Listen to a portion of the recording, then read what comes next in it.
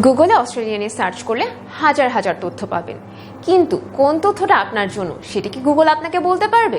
Welcome to PFEC global study abroad insight. আজ আমরা জানবো অস্ট্রেলিয়াকে কেন অনেকেই কমপ্লিট স্টাডি ডেস্টিনেশন মনে করেন, লেভেল 3-তে পরিবর্তনের পরেও অস্ট্রেলিয়া কি এখনো আগের মতো সম্ভাবনা হয়ে আছে, 2027 ইনটেকের জন্য স্টুডেন্টদের কি কি প্রস্তুতি নেওয়া উচিত। চলুন শুরু করা যাক। আজ আমাদের সাথে আছেন পিএফইসি গ্লোবালের অস্ট্রেলিয়ার assistant destination manager Nurjahan Sumi আপু। আপু কেমন আছেন? আলহামদুলিল্লাহ, আমি ভালো আছি। তুমি কেমন আছো? ভালো আছি আপু। বর্তমানে আমাদের জেনারেশনের যে ইন্টারন্যাশনাল স্টুডেন্টরা আছে তাদের জন্য একটা পপুলার চয়েস হচ্ছে অস্ট্রেলিয়া। এটাকে আমরা একটা কমপ্লিট স্টাডি ডেস্টিনেশন মনে করি। আপনি কি এটার সাথে একমত? অবশ্যই আমি এটার সাথে একমত। সো আমি যদি আসলে বলি যে একটা ইন্টারন্যাশনাল স্টুডেন্ট অস্ট্রেলিয়া কেন সিলেক্ট করবে, সেক্ষেত্রে আসলে অনেকগুলো রিজন আছে যে সে কেন অস্ট্রেলিয়া সিলেক্ট করবে। সো ফার্স্ট অফ অল, যখন ইন্টারন্যাশনাল স্টুডেন্টরা চিন্তা করে যে আমি কোন ডেস্টিনেশনে যাব বা কোন কান্ট্রিতে যাব, তখন সে আগে তার ইউনিভার্সিটির র্যাঙ্কিং দেখে। সো সেক্ষেত্রে অস্ট্রেলিয়ান ইউনিভার্সিটিগুলোর যদি আমরা দেখি, কিউএস ওয়ার্ল্ড র্যাঙ্কিং, যেটা অ্যাকচুয়ালি প্রেস্টিজিয়াস র্যাঙ্কিং, সো তার মধ্যে 100-এর মধ্যে অ্যাকচুয়ালি অস্ট্রেলিয়ার 9টা ইউনিভার্সিটি আছে, আর টপ 50-এর মধ্যে আছে 6টা ইউনিভার্সিটি। সো যদি র্যাঙ্কিং কনসিডার করে ইউনিভার্সিটির, সো সেক্ষেত্রে অবভিয়াসলি অস্ট্রেলিয়া তার জন্য একটা স্টাডি ডেস্টিনেশন হিসেবে পারফেক্ট ফিট। এর পাশাপাশি যদি আমি বলি, স্কলারশিপ অপরচুনিটি আছে starting from 10% to up to 100%। Then পাশাপাশি পার্ট টাইম কাজের সুযোগ আছে। দেন তার স্টাডি যখন কমপ্লিট হয়ে যাবে, তারপরে সে পার্মানেন্টলি সেটেল হওয়ারও কিন্তু অপশন পাচ্ছে। সো সব কিছু মিলে অ্যাকচুয়ালি একটা ইন্টারন্যাশনাল স্টুডেন্ট যখন কোনো ডেস্টিনেশন সিলেক্ট করতে চায়, অবশ্যই তার জন্য অস্ট্রেলিয়া একটা বেটার অপশন হতে পারে। আপনি ইউনিভার্সিটি র্যাঙ্কিং এর কথা বললেন, অনেক সময় আমরা কোর্স আউটকাম আর ইউনিভার্সিটি র্যাঙ্কিং এর কথা চিন্তা করি, তো এদিকে কোনটাকে প্রায়োরিটি দেওয়া উচিত বলে আপনি মনে করেন, ইউনিভার্সিটি র্যাঙ্কিং না কোর্স আউটকাম? আচ্ছা, সো সেক্ষেত্রে আসলে দুইটাই আসলে প্রায়োরিটিতে থাকা উচিত। বিকজ আমি যখন একটা ইউনিভার্সিটিতে স্টাডি করব, অবভিয়াসলি ওই ইউনিভার্সিটির র্যাঙ্কিং ম্যাটার করে, যে আমি কোন র্যাঙ্কিং ইউনিভার্সিটি থেকে পড়ছি। সো এটা আসলে বাজেটের উপরেও অনেক কিছু ডিপেন্ড করে অনেকের, যে আসলে শুধু র্যাঙ্কিং দেখবো আমরা, পাশাপাশি বাজেটটাও কিন্তু আমাদেরকে দেখতে হবে। সো সেক্ষেত্রে বাজেট এবং সব কিছু কনসিডার করে সে তার ইউনিভার্সিটি সিলেক্ট করবে। পাশাপাশি যখন কেউ টপ র্যাঙ্কড ইউনিভার্সিটি থেকে স্টাডিটা কমপ্লিট করবে, আইদার সে ব্যাচেলার কমপ্লিট করলো বা মাস্টার্স কমপ্লিট করলো, অবভিয়াসলি তার আউটকামটা বেটার হবে এবং স্টার্টিং স্যালারিটা অনেক হাই হবে। কোন ধরনের স্টুডেন্টের জন্য অস্ট্রেলিয়াকে স্ট্যান্ডার্ড চয়েস বলে আপনি মনে করেন, আর কোন ধরনের স্টুডেন্টদের অন্য একটা দেশ কনসিডার করা উচিত? আচ্ছা, সো সেক্ষেত্রে যদি বলি, অস্ট্রেলিয়ার জায়গাটাতে কিছু বিষয় আমাদেরকে কনসিডার করতে হয় যখন আমরা অ্যাপ্লিকেশনটা প্লেস করি। সেক্ষেত্রে কোনো স্টুডেন্টের যদি এমন হয় যে তার এজ হয়তো 35+, সেই জায়গাটাতে আসলে পোস্ট স্টাডি ওয়ার্ক রাইটের একটা কমপ্লিকেশনস আছে অস্ট্রেলিয়াতে। সো এই স্টুডেন্টদেরকে বলি আমরা নিউজিল্যান্ড সিলেক্ট করতে, অথবা ডিফারেন্ট ডেস্টিনেশন তারা দেখতে পারে। সো এই যে একটা ফ্যাক্টর। দেন স্টাডি গ্যাপ, যদি কোনো স্টুডেন্টের এমন হয় যে মোর দেন 1 ইয়ার গ্যাপ আছে আফটার এইচএসসি, সেই স্টুডেন্টগুলোকে আমরা আসলে এনকারেজ করি না অস্ট্রেলিয়াতে অ্যাপ্লাই করার জন্য। সে তাহলে ডিফারেন্ট ডেস্টিনেশন দেখতে পারে, যেগুলো আমরা আসলে রিপ্রেজেন্ট করি, আরও অন্যান্য ডেস্টিনেশন, সেগুলো তারা দেখতে পারে চাইলে। পাশাপাশি যেটা হয় বাজেট। সো সবারই আসলে একটা বাজেট থাকে। এখন কারো যদি বাজেট থাকে যে বিলো 10 লাখ আমি অ্যানুয়াল টিউশন ফিজে পড়তে চাই, তাহলে আসলে অস্ট্রেলিয়া তার জন্য রাইট ফিট না। সো সেক্ষেত্রে স্টাডির যে গ্যাপটা সেটা কনসিডার করতে হবে, টিউশন ফিজের ব্যাপারটা কনসিডার করতে হবে, এজেরও একটা ব্যাপার আছে। সো সব কিছু মিলে যদি তার সব কিছু আসলে ফিট হয়, দেনই আসলে আমরা তাকে অস্ট্রেলিয়ার জন্য রাইট ফিট মনে করি আর কি। অস্ট্রেলিয়া চুজ করার সময় অনেকে রিজিওনাল ক্যাম্পাসকে প্রায়োরিটি দেয়, তো এটা একটা স্মার্ট সিদ্ধান্ত? অবশ্যই সেটা একটা স্মার্ট সিদ্ধান্ত। আসলে আমরা যখন স্টুডেন্টদের সাথে কাউন্সেলিং করি, তখন আমরা স্টুডেন্টদেরকে বলি রিজিওনাল ইউনিভার্সিটিগুলো যাতে ওরা প্রেফার করে। সো সিটি বেজ ইউনিভার্সিটিগুলো হলে যেটা হয় আর কি, যে কম্পিটিশন অনেক বেশি থাকে, দেন হচ্ছে পাশ করে বের হওয়ার পরেও কিন্তু ভালো ফাইট করতে হয়। আর সেই জায়গাটাতে যেটা হয় যে ইমিগ্রেশন নিয়ে আসলে আমরা যেহেতু ইমিগ্রেশন কনসালটেন্ট না ডিরেক্টলি, সেটা আমাদের অস্ট্রেলিয়া অফিস থেকেই আসলে সাপোর্ট দেওয়া হয়। সো সেক্ষেত্রে যেটা বলবো যে যদি কেউ ইমিগ্রেশনের কথাও চিন্তা করে, সেক্ষেত্রেও কিন্তু তার জন্য রিজিওনাল সিটিগুলো এক্সট্রা বেনিফিট দিচ্ছে। সো সেক্ষেত্রে আলটিমেটলি স্টুডেন্টরা যদি বলে যে লিভিং কস্ট, রিজিওনাল ইউনিভার্সিটিগুলোতে কিন্তু কম্পারেটিভলি লিভিং কস্ট অনেক কম, যেটা আমরা দেখি যে সিডনি বা মেলবোর্ন একটু কম্পারেটিভলি এক্সপেন্সিভ হয়। সো কারো যদি এক্সপেন্সের কোনো প্রবলেম না থাকে, সেটা আলাদা ইস্যু। বাট রিজিওনাল ইউনিভার্সিটিতে যদি যায়, সিটি কনসিডার করলে তার লিভিং এক্সপেন্স কম হচ্ছে, পাশাপাশি র্যাঙ্কড ইউনিভার্সিটি তো পাচ্ছেই, দেন রিজিওনাল যে বেনিফিটটা পরবর্তীতে সে যদি অ্যাপ্লাই করতে চায় পার্মানেন্ট রেসিডেন্সির জন্য, সেটা অবশ্যই তাকে বেনিফিট দিবে। আচ্ছা আপু, এখন একটা খুবই গুরুত্বপূর্ণ কোশ্চেন করবো যে অস্ট্রেলিয়া রিসেন্টলি লেভেল 1 থেকে লেভেল 3 তে চলে গিয়েছে। এটার জন্য ইন্টারন্যাশনাল স্টুডেন্টরা খুবই কনসার্ন, খুবই চিন্তায় আছে। তো এই ব্যাপারে আপনি স্টুডেন্টদেরকে কি পরামর্শ দিবেন? আচ্ছা, সো এটা আসলে টাইম টু টাইম চেঞ্জ হয়, ঠিক আছে। সো কোভিডের পরে আমরা যেটা দেখেছি, একটা সার্টেন টাইম অস্ট্রেলিয়ার বর্ডারটা ক্লোজ ছিল, যেটার জন্য আমরা আসলে প্রায় 1 বছরের মতো ক্লোজ ছিল, একটা ভালো স্ট্রাগল আমরা করেছি। দেন যখন আসলে বর্ডার ওপেন হয়, সো এক্সপোনেনশিয়াল গ্রোথ ছিল বাংলাদেশ থেকে অস্ট্রেলিয়ান স্টুডেন্টের নাম্বারটা ম্যাসিভলি আসলে ইনক্রিজ করেছে। সো এই জায়গাটাতে আসলে কিছু আমরা এফেক্টেড হয়েছি যে যেই নাম্বার অফ স্টুডেন্ট গিয়েছে সবাই হয়তো স্টাডি কমপ্লিট করেনি বা প্রপারলি ভিসা যে অব্লিগেশনসগুলো মেনটেন করেনি। So time to time assessment level আসলে ডাউন হয়ে যায়। সো এটা আসলে ফর টাইম বিং, হয়তো একটা বা দুইটা ইনটেক পরে যখন আবার এটার অ্যাসেসমেন্ট হয় আমরা হয়তো আবার 2তে চলে যাব, বাট সেটার জন্য একটু সময় লাগবে।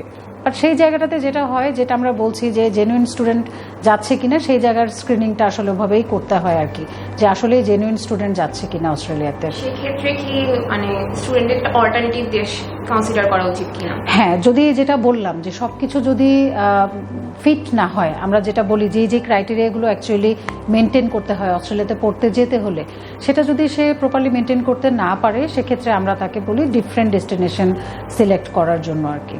এটা খুবই গুরুত্বপূর্ণ।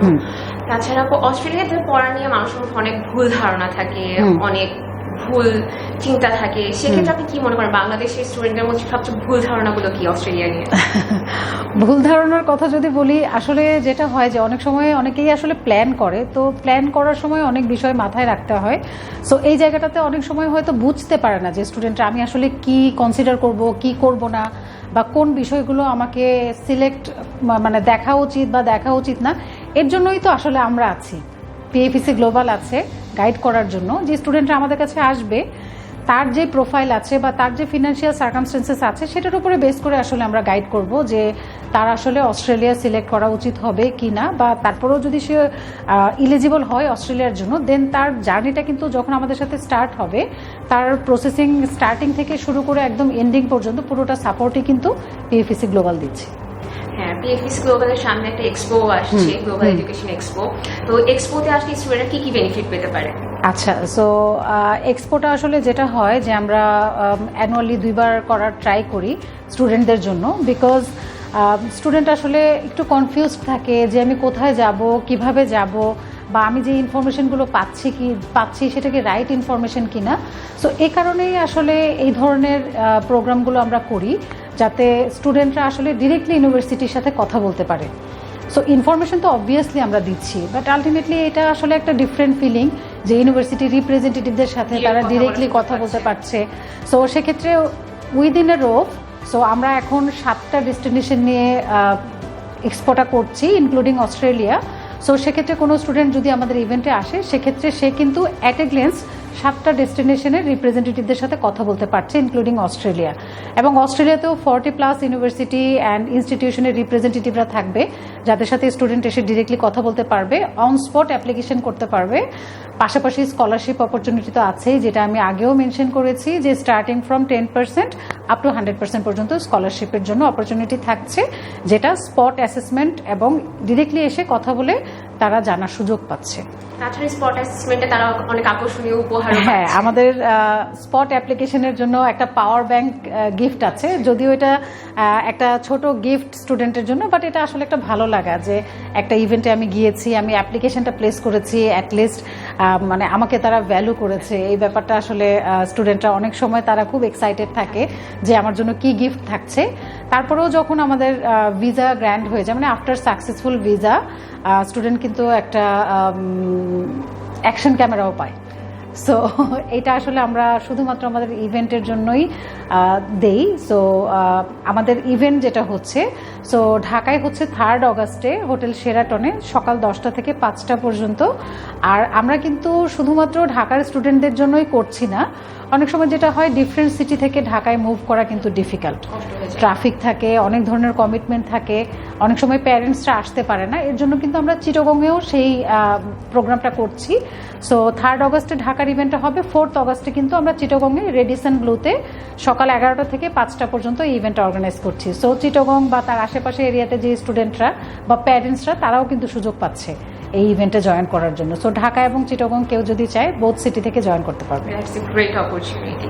আচ্ছা আপু, লাস্ট আরেকটা কোয়েশ্চেন করবো, যারা 2027 ইনটেকের জন্য প্রস্তুতি নিচ্ছে সেই স্টুডেন্টগুলোর এখন থেকে কি কি প্রস্তুতি নেওয়া উচিত? আচ্ছা, সো রেজাল্টের উপরে তো আসলে আর কিছু বলার নাই, যে যেটা প্রথম ইলিজিবিলিটি ক্রাইটেরিয়া যে সে কোনো একটা ডেস্টিনেশন সিলেক্ট করবে, অবভিয়াসলি তার যে একাডেমিক এন্ট্রি রিকোয়ারমেন্ট সেটা মেট করতে হবে। দ্যাট মিনস কেউ যদি ব্যাচেলার যেতে চায় ব্যাচেলারে, সেক্ষেত্রে তার ইয়ার 12 কমপ্লিট করা থাকতে হবে। তার মানে একাডেমিকের জায়গাটায় কাজ করতে হবে, যে এইচএসসিতে যদি একটা ভালো স্কোর থাকে সেক্ষেত্রে সে একটা ভালো স্কলারশিপের জন্য এলিজিবল হবে। সো কারো দেখা যায় হয়তো 4 আছে, সে হয়তো 20% পাচ্ছে, আউট অফ 5 হলে সে হয়তো আপ টু 50%-এর জন্য অ্যাপ্লাই করতে পারছে। পাশাপাশি ব্যাচেলারের স্টুডেন্ট যারা মানে ব্যাচেলার কমপ্লিট করে মাস্টার্সে যাবে, তাদেরও জিপিএ এর উপরে কিন্তু স্কলারশিপটা ডিপেন্ড করে। সো সেক্ষেত্রে রেজাল্ট নিয়ে কাজ করার একটা অপশন তো আছেই, যে এখন যদি শেষ না হয়ে থাকে তাহলে যাতে ভালো একটা সিজিপিএ নিয়ে কমপ্লিট হয় স্টাডিটা, সেই জায়গায় খেয়াল রাখতে হবে। পাশাপাশি প্রফিসিয়েন্সি টেস্টের স্কোরের কথা আমি বলবো, যেহেতু বাংলাদেশ আসলে বেঙ্গলি স্পিকিং কান্ট্রি, সো আমরা যদি অ্যাপ্লাই করতে চাই যে কোনো ইংলিশ স্পিকিং কান্ট্রিতে, আমাদের জন্য কিন্তু ম্যান্ডেটরি যে কোনো একটা প্রফিসিয়েন্সি টেস্টের স্কোর, সেটা আইএলস হতে পারে, পিয়ারসন টেস্ট হতে পারে যেটাকে আমরা পিটি নামে জানি, অথবা টোফেল হতে পারে। সো তিনটার যে কোনো একটা প্রফিসিয়েন্সি টেস্টের জন্য তাকে প্রিপারেশন নিতে হবে, একটা ডিসেন্ট স্কোর লাগবে। মোস্টলি ব্যাচেলারের জন্য 6 লাগে, মাস্টার্সের জন্য 6.5, যেটা জেনেরিক রিকোয়ারমেন্ট আর কি। আর পাশাপাশি ফিনান্সিয়াল। সো আলটিমেটলি যেহেতু আমাকে একটা সার্টেন অ্যামাউন্ট টিউশন ফি দিয়ে পড়তে হবে, সেক্ষেত্রে প্যারেন্টসের একটা অ্যারেঞ্জমেন্ট প্রয়োজন হয়, একটা সার্টেন ফান্ড শো করতে হয়, একটা টিউশন ফিজের ব্যাপার আছে অ্যারেঞ্জ করা। সো সেক্ষেত্রে একাডেমিক ডকুমেন্ট, দেন প্রফিসিয়েন্সি টেস্ট এবং ফিনান্সিয়াল ডকুমেন্ট, এই তিনটা ব্যাপারই স্টুডেন্টকে আগে থেকে প্রিপারেশন নেওয়া শুরু করতে হয় আর কি। এর জন্যই আমরা বলি স্টুডেন্টদেরকে যে অ্যাটলিস্ট প্রিপারেশন শুরু করার 6 মান্থ প্রায়র যদি পিএফএসি গ্লোবালে ভিজিট করে, আমরা তাকে প্রপার গাইডলাইন দিয়ে দেবো যে শুরুটা সে কিভাবে করবে এবং কি কি ডকুমেন্ট সে রেডি করে আমাদের কাছে নিয়ে আসবে। থ্যাংক ইউ সো মাচ আপু, আজকের কনভারসেশন থেকে স্টুডেন্টরা অনেক উপকৃত হবে। আর এর বেশি কিছু কারো প্রশ্ন থাকলে আমাদের এক্সপোতে তো আপনারা আজকে আনসার। তা তো অবশ্যই। সো স্টুডেন্টরা চাইলে আমাদের ইভেন্ট তো ভিজিট করতেই পারে 3rd and 4th অগস্টের। পাশাপাশি আমাদের অফিস যদি ভিজিট করে, আমাদের এক্সপার্ট কাউন্সিলররা আছে, সো তারা টাইম টু টাইম তাদেরকে গাইডলাইন দিবে। তোমাকে অনেক ধন্যবাদ আমাকে আজকের প্রোগ্রামে আনার জন্য। Thank you.